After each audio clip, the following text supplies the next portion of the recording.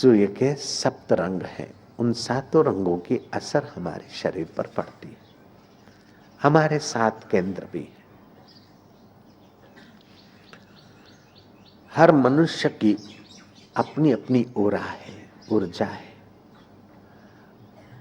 कुछ दिन पहले रशिया में प्रयोग किया गया था कि जिसने 2 खून किए हैं, खिन्न आदमी है, उसके हाथ से 1 एकड़ जमीन बुआई, दूसरा एकड़ एक किसान से बुआई और तीसरा एकड़ जमीन, 3 एकड़ का पीस वही का वही, धरती हवाएं वही की वही, लेकिन जिस जो खिन्न था, खूनी था, उसके स्पर्श से जो बीज बोए गए, वो बीज वे गमले और फल फूल रुग्ण से और पूर्ण विकसित से नहीं हुए।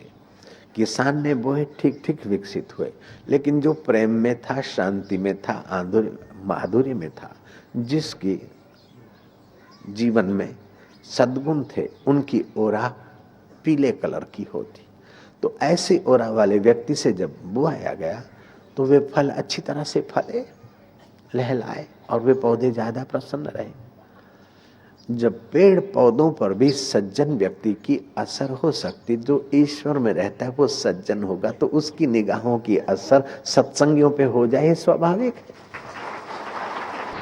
आप भगवान के भक्त बनिए, ईमानदारी से ईश्वर के भक्त बनिए। फिर ईश्वर के भक्त से मतलब है आप साधु बन जाइए। साधु ते होवे न कारज हानि, साधु से कारज हानि नहीं होती।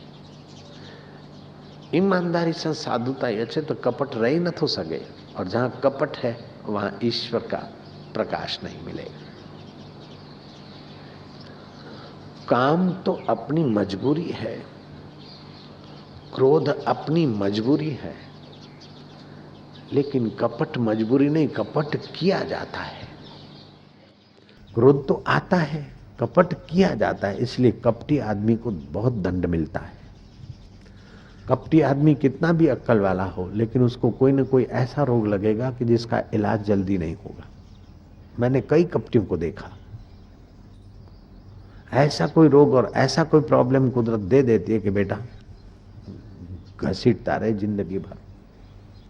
ऐसी कोई मुसीबत उसके साथ जोड़ देती है प्रकृति के कपटी आदमी को हमने देखा। बहुत सारी योग्यताएं हैं, लेकिन कपट के कारण सारी योग्यताएं संघर्ष में, लड़ाई में, इसमें उसमें, न जाने कहां कहां या किसी रोग में खत्म हो जाती। इसलिए स्वस्थ रहना है तो भी ईमानदारी से ईश्वर का चिंतन, और इस सुखी रहना है तो भी, और ईश्वर को पाना है तो भी ईमानदारी से। अगर रोना आता है तो ईश्वर के लिए रो, हे भगवान ईमानदारी नहीं हो रही, तू ही दया कर।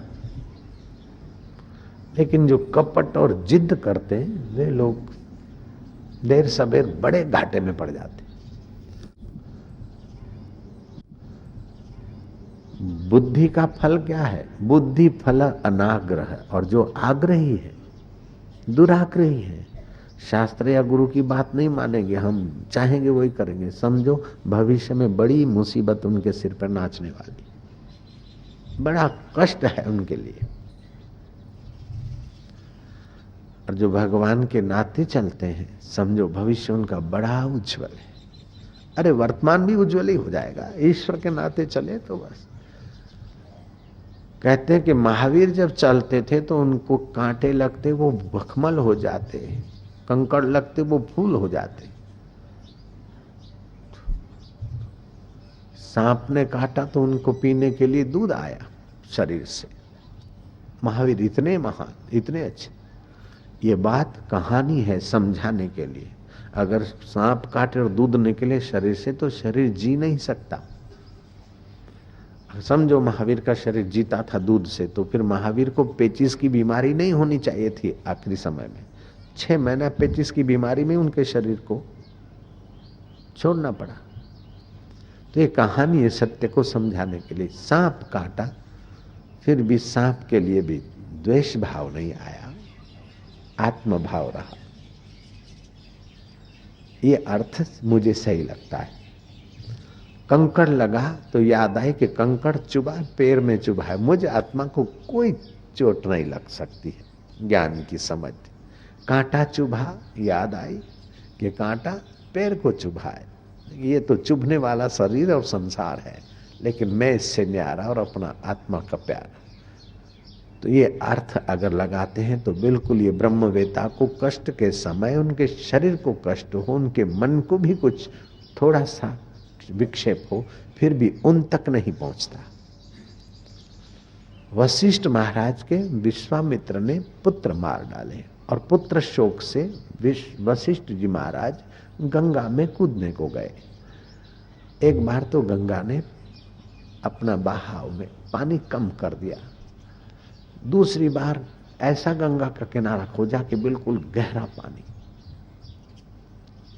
और पत्थर लेकर डूबने की तैयारी की। तो गंगा जी स्वयं प्रकट हो गई। गंगा जी ने कहा, आप जैसे ब्रह्मवेता और आत्महत्या करेंगे महाराज, आप तो ब्रह्म हैं, ज्ञान स्वरूप। गंगा ने कहा, ब्रह्म आत्महत्या करता है कि शरीर करता है? तू मेरे को उपदेश सिखा रही। गंगा जी ने माफी मांगी और वशिष्ठ जी की निष्ठा की भूरी भूरी प्रशंसा की।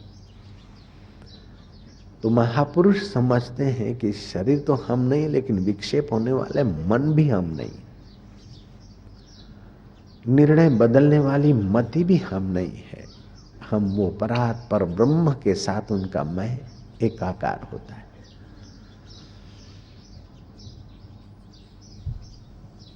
ब्राह्मी स्थिति प्राप्त कर कार्य रहे ना शेष, मोह कभी ना ठग सके इच्छा नहीं लवलेश। ऐसे पुरुष जो बोलते हैं वो उपदेश हो जाता है, जिस वस्तु को छूते वो प्रसाद हो जाती है, जिस जल को छूते वह जल उनके लिए पवित्र हो जाता है, पवित्र करने वाला बन जाता है। ईश्वर की क्या महिमा हम बताएं, कितनी बताएंगे। और ऐसा नहीं कि ईश्वर कुछ ही साथ में अरस पे बैठा है या कहीं दूर बैठा है, वो तो कण कण में ओतप्रोत व्याप्त है। तुम जो ही उनके लिए कुछ करते तो वो उसके साथ वो जानता है। आप, हम और दुनिया के सब विद्वान जो भी जानते हैं वो ईश्वर के आगे बिल्कुल नगण्य है। तो आप ईश्वर के नाते ध्यान करिए। ध्यान सीख कर दूसरों को ध्यान कराऊंगा, जरा स्वस्थ बनूंगा, ऐसा करूंगा वैसा करूंगा तो उतना ही मिलेगा, लेकिन उसके लिए करे फिर वो जो देगा अपने तरफ से देगा। नित्य नवीन मति, नित्य नवीन आनंद, नित्य नवीन आरोग्य के कण सारे के सारे उभरते हैं।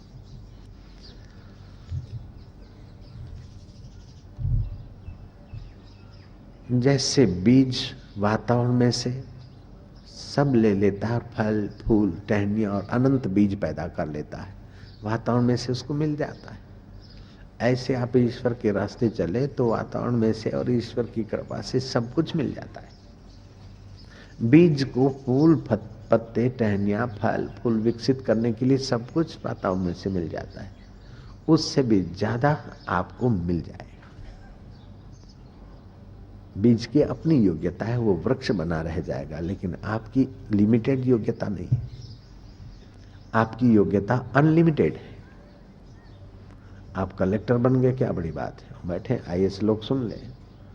आप मिनिस्टर भी बन गए तो क्या बड़ी बात है, लेकिन आप इंद्र भी बन जाए तभी भी आप वहां रुकिएगा नहीं।